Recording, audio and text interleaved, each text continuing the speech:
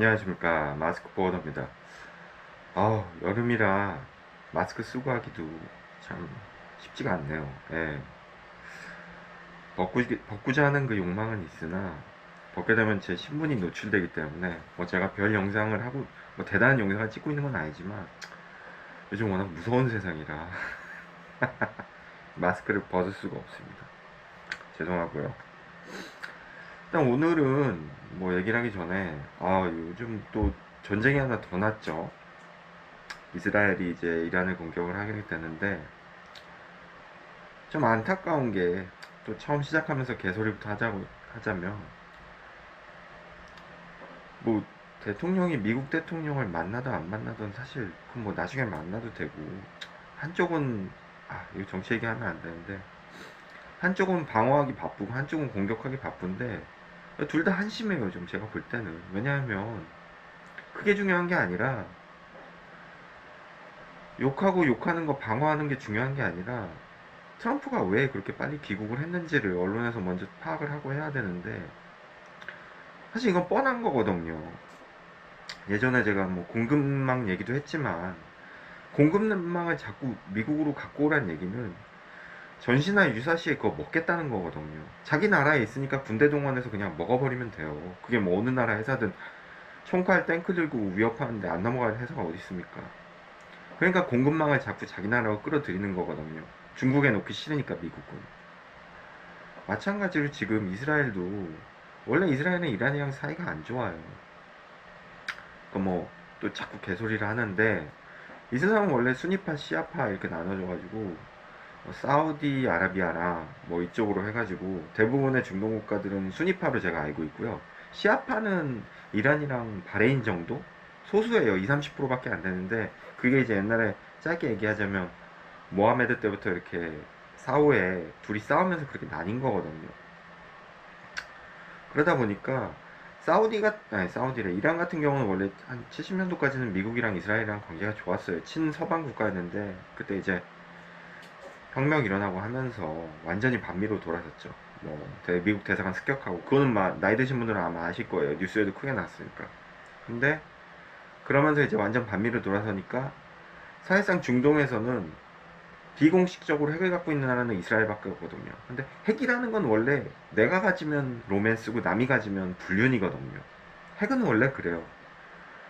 그러니까 국제관계는, 전에 제 영상에서 제가 말씀드렸지만, 자꾸 좋고 나쁘고 윤리적인 걸 따지면 안 돼요. 국제관계는 그냥 정글이고 깡패 마피아 세상이에요. 힘센 놈이, 그러니까 그게 21세기 20세기 들어서면서 이렇게 세상이 더 좋아져 보이고 평온해 보이고 그런데 절대 그런 게 아니거든요. 정치나 경제나 점점 세상이 발전할수록 포장을 잘하는 거지, 그 내면은 더 악해지면 악해졌다는 거죠.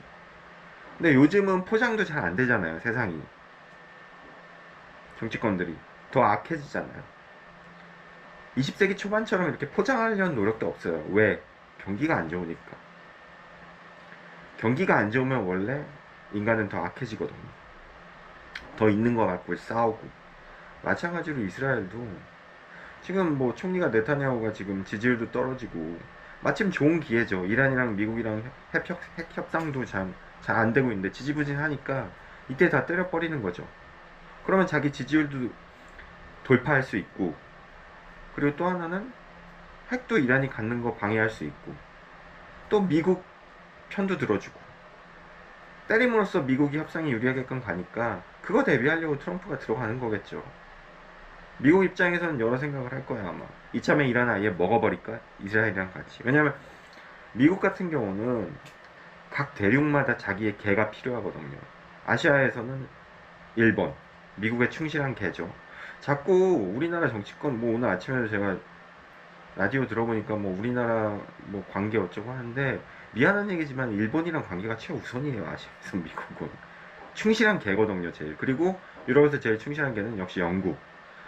그리고 어디야, 이쪽 중동에서 제일 충실한 개는 이스라엘이죠. 당연히 잘 훈련된 도베르만이죠. 예. 그렇기 때문에 당연히 이스라엘 편을 들 수밖에 없어요. 충실한 말인데, 체스 말인데. 이참에 아마 이란을 먹을 계획 같죠 아마 생각할까요? 보통 먹는다 그러면 옛날처럼 식민지화 하는 게 아니라 친미 정권을 세우겠죠. 그게 좀 어렵다면 최대한도로 이제 협조적으로 미국이랑 이스라엘 쪽에 협조적으로 될 수 있는 만한 상황을 만들려고 그런 거 준비하려고 들어가는 거겠죠. 뭐 그런 거를 파악하고 그런 거를 보도하는 게 언론이고 중요한 건데, 뭐 왜 들어갔느냐니 뭐 반대쪽에서는 뭐 패싱 당했다니 어쩌고저쩌고 말도 안 되는 얘기를 하고 있으니까, 패싱을 당하든 안 당하든 그건 중요한 게 아니죠. 국익이 중요한 거죠. 그런 상황에서 뭐 그런 거 갖고만 자꾸 쓸데없는 거 갖고 싸우고 있으니까 좀 한심해 보여서 또 잔소리를 했습니다. 네, 여기까지 하겠습니다. 쓸데없는 얘기. 오늘은 좀 어차피 쓸데없는 얘기 한 거 좀 제가 평소에 존경하는 두 사람에 대해서 이렇게 마스크 포워더가 존경하는 두 사람에 대해서 얘기를 해볼까 하는데, 한 명은 미국 사람이고 한 명은 저희 한국 분이세요. 아주 훌륭하신 분인데, 한 분은 미국 대통령이셨고 16대 대통령 아브라함 링컨이고, 한국 분은 이제 아브라함 링컨이 공교롭게도 죽은 그 한 10년 후에 태어나신 분인데, 요즘 뭐 많이 뮤지컬에서 나오고 하더라고요. 안중근 의사세요. 안중근 의사인데, 두 분을 제가 존경하는 이유는 글쎄 극단에 치우치지 않고 자기 편한테서도 비판을 받았던 그런 인물이라 저는 이 두 분을 되게 좋아하거든요. 또 그런 삶을 살기 힘들고 살아생전엔 그렇게 막 행복했던, 특히 안중근 의사 같은 경우는 33살인가 이제 일제에 의해서 돌아가셨는데 짧은 생을 살다 가셨죠. 불꽃같이. 근데 더 그거보다 방금 말씀드린 저는 중간자적인 박쥐 같은 삶, 그러니까 박쥐가 나쁜 의미로 전 박쥐가 아니라 좋은 의미에서 박쥐 같은 삶을 사신 분이라고 저는 생각을 들어요. 그 이유는 말씀을 드릴 건데, 조금 포딩 일을 하다 보면 뭐 며칠 전에도 그랬지만 업무편도 들고 화주편도 들고 또 양쪽을 달래가면서 하는 쪽이 많아요. 양쪽을 풀면서. 그러니까 그냥 뭐 오해가 생기고 창고에 반입 잡히거나, 아니면 저희가 쓰는 회사 창고가 있는데 거기 창고에서도 뭐 이고하고 이럴 때 서로 그냥 메일만 툭 던져가지고 오해가 생기는 경우도 있었거든요. 그럴 때마다 이제 저는 전화를 해서 풀려고 하고, 좀 그 담당자랑 전화해서 오해를 풀려고 해요. 좀 일을 편하게 하기 위해서. 또 공항 창고나 뭐 부산 창고 같은 경우는 일이 바쁘다 보니까 메일도 잘 못 볼 때도 있고, 그러다 보면 조금 전화도 하고 얘기도 해야 될 때가 필요해요. 그런 의미에서 이 포워딩 일은 되게 중간에서 뭘 이렇게 조율하고 그런 게 많거든요. 그러니까 MVOCC가 그 복합운송 중개인이라는 말처럼 뭐 이렇게 한쪽에 치우치거나 그러면 안 된다고 봐요, 저는. 물론 뭐 제일 최고는 화주죠.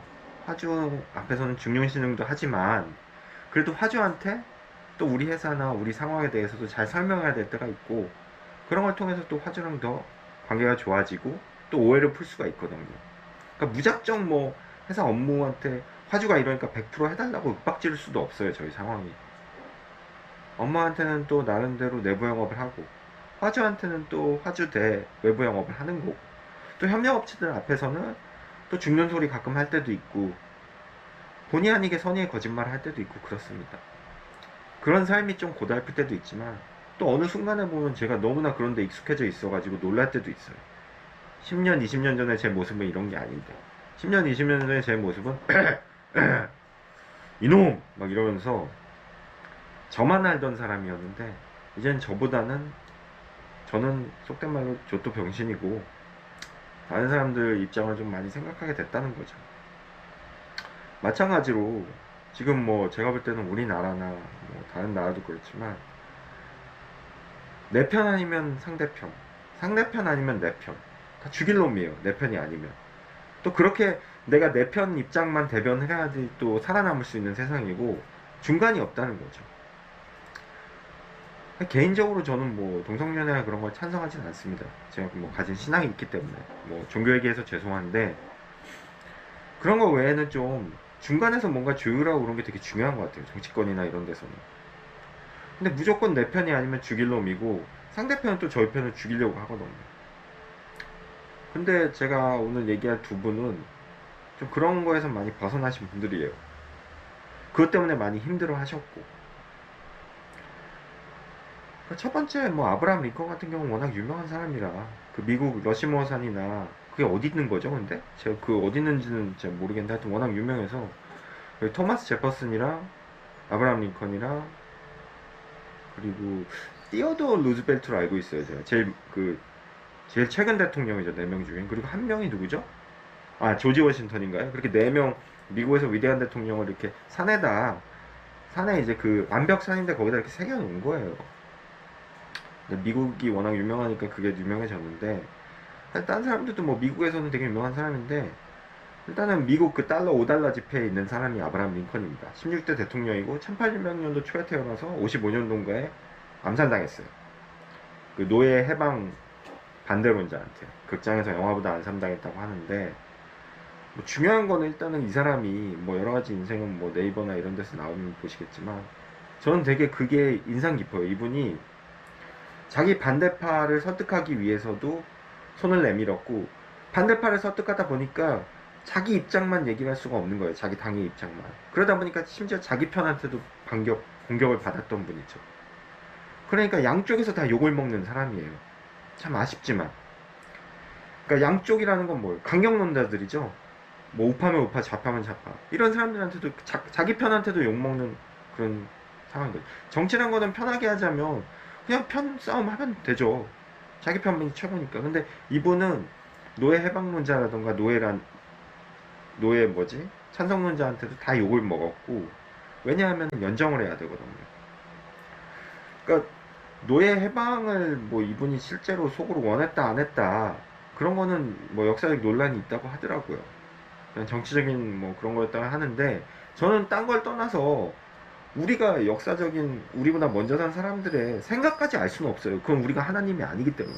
마찬가지로 저도 영업하면서 상대방의 생각까지는 제가 알 수가 없어요. 상상을 할 뿐이지 추측하고. 그 사람 생각을 아는 건 그 사람이랑 하나님밖에 없죠. 그걸 누가 알겠어요. 그만큼 그런 얘기도 있잖아요. 10길 뭐 물속은 알아도 한 길 사람 속은 모른다고. 몰라요. 사람 생각이나 의견은. 머릿속에 있는 거니까. 근데 그 사람이 한 행동은 어쨌든 팩트잖아요. 그 사람이 한 행동에 의해서 전 판단해야 된다고 보거든요. 논란의 여지 그런 걸 떠나서 이 사람은 어쨌든 본인이 겉으로는 노예제 폐지를 주장한 거예요. 그럼 노예제 폐지론자가 맞아요. 생각은 어떻든 그게 정치적이든 뭐든. 그리고 또 하나 두 번째는 굉장히 중요한 건데 그래서 미국 사회에서 이 사람을 되게 위대하게 보는 것 중에 하나인데 연방론자였다는 거죠. 미국이 분열되려는 걸 막았어요. 미국은 철저하게 정복주의 국가입니다. 패권 국가예요. 로마같이. 끊임없이 총으로 전쟁을 해서 사람들 죽여가면서 확장한 나라기 때문에 미국의 사회에서 폭력은 굉장히 당연한 거예요. 미안한 얘기지만 미국 사람들한테. 미국 사회에서 폭력은 되게 당연한 거예요. 그러니까 총을 허용을 하잖아요.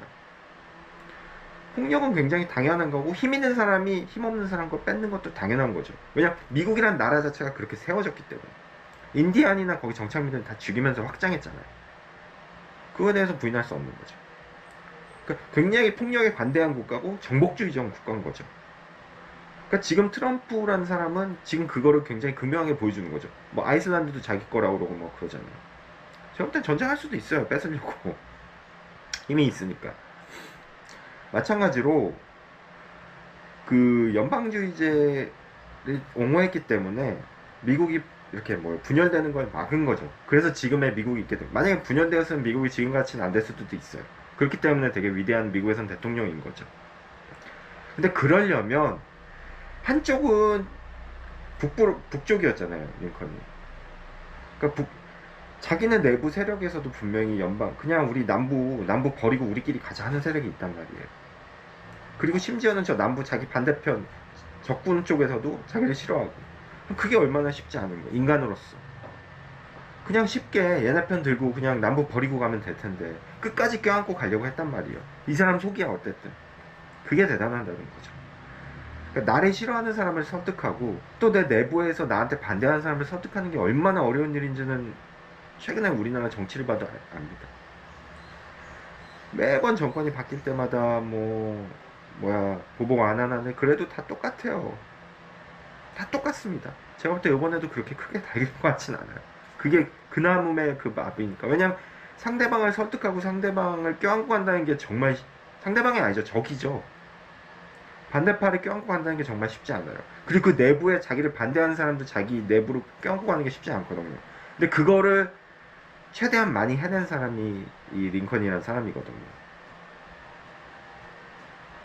그래서 제가 얼마 전에 다른 영상에서 말한 그 계림촌에 그 노가다 하시는 어르신 현자처럼 저는 크게 기대하지 않습니다. 왜냐면 링컨 같은 사람은 그렇게 쉽게 나오진 않거든요. 우연찮게도 이 사람은 암살당한 나서 죽은 날이 암살당한 날인지 죽은 날인지 모르겠어요. 다음날 죽은 걸로 제가 알고 있는데 그날이 예수님 돌아가신 성 금요일로 알고 있어요. 예. 참 대단한 사람이고 쉽지 않은 길을 걸은 사람이죠. 예. 두 번째로 이제 우리나라 사람이죠. 저희 선배이신 안중근 의사, 도마 안중근 의사신데 이분은 뭐 전에 그런 삶이나 그런 것도 훌륭하지만 평범하지 않지만 역시나 임팩트 있는 건 당연히 이토 히로부미를 이제 저격하신 거죠.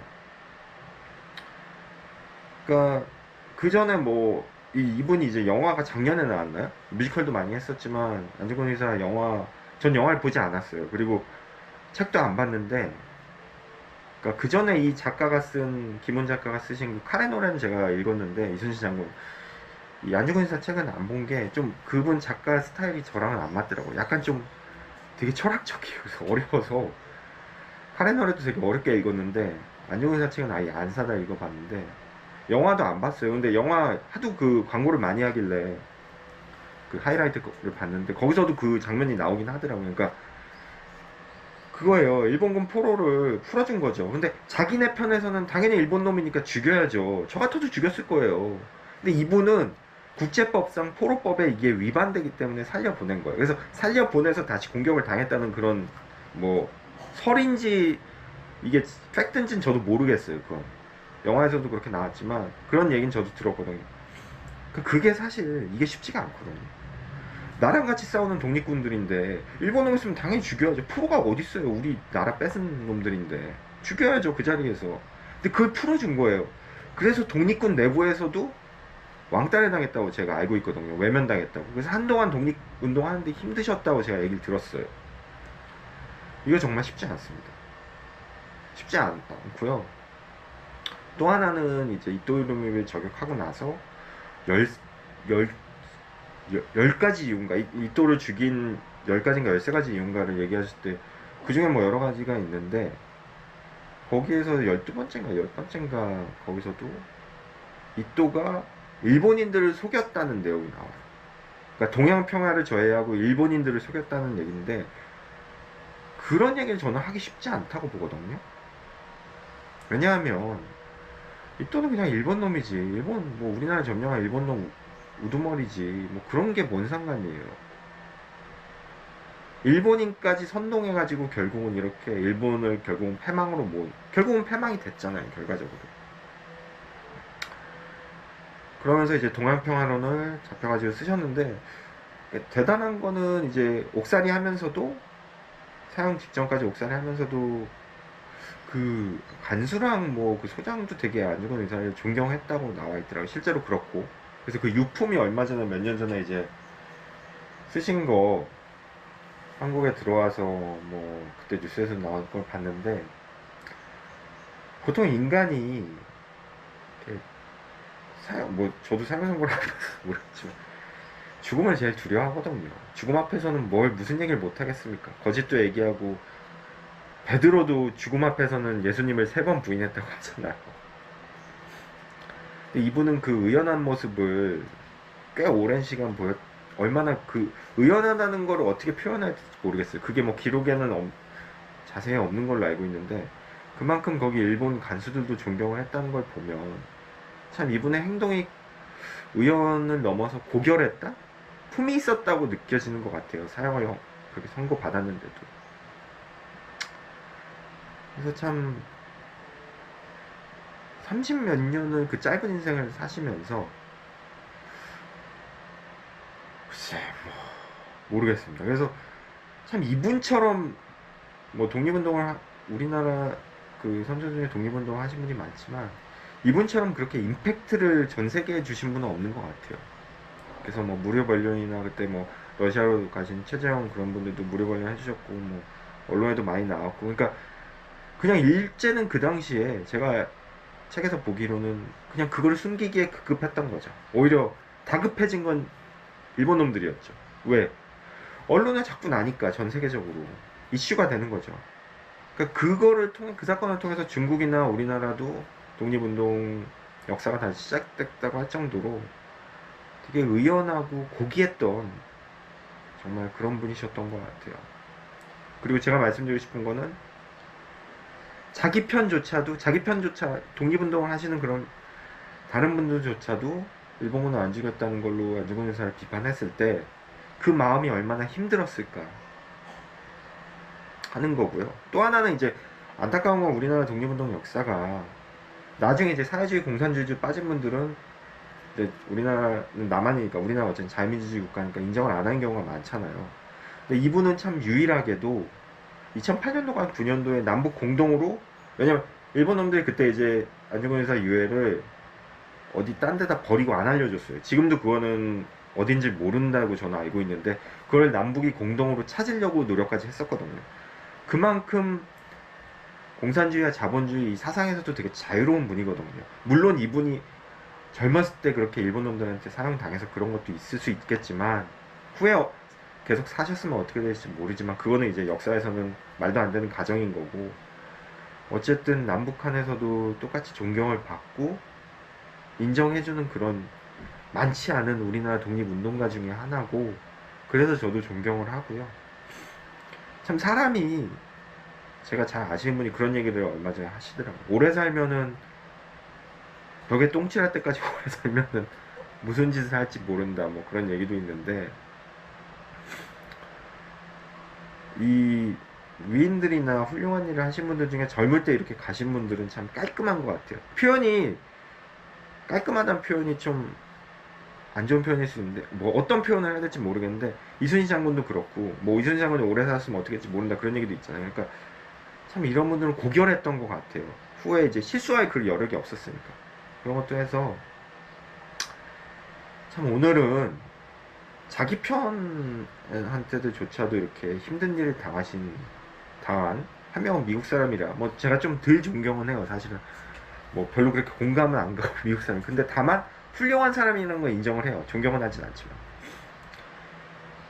그리고 두 번째는 이제 제가 존경도 하고 훌륭한 분이라고 인정을 하는 우리나라 분이신 안중근 의사에 대해서 얘기를 해봤는데 뭐 물류 얘기랑은 좀 딴 얘기라서 얘기를 할까 말까 고민을 했는데 참 요즘 같은 세상에 시사하는 바가 큰 것 같아요. 이런 분들은 그러니까 내 편을 그러니까 정말 쉽고 쉬운 선택을 할 수 있는데 우리 편에서 하고자 하는 얘기만 하고 상대편을 적으로 만들면 쉬운 세상인데 내 편한테도 좀 따돌림을 당하고 비판을 심하게 당할 때 그 마음도 아픈데 상대방한테도 손을 내밀고 같이 가자고 하는 것도 쉬운 게 아니거든요. 왜냐면 상대방도 그걸 처음에 고깝게 받아들이지 않아요.